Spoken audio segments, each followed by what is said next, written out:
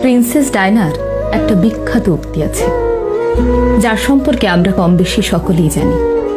তিনি বলেছিলেন, আমি যাকে ভালোবেসেছিলাম সে ছাড়া গোটা বিশ্ব আমায় ভালোবেসেছিল। সৌন্দর্য ও ব্যক্তিত্ব আভিজাত, কোনো দিক দিয়েই তাকে পেছনে ফেলার মতো কেউ তার মৃত্যুর এত বছর পরও আসেনি। সেই প্রিন্সেস ডায়নাকে ঘরে রেখে পরনারীতে আসক্ত হয়েছিলেন তার স্বামী। ফলশ্রুতিতে হয় তাদের বিবাহ বিচ্ছেদ।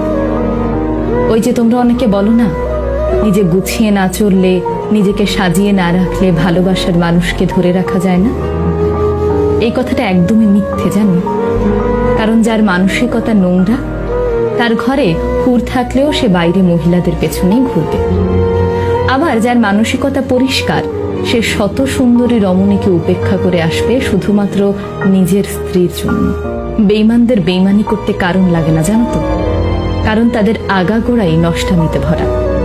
তাদের থেকে ভালো কিছু আশা করাটাও বোকামি।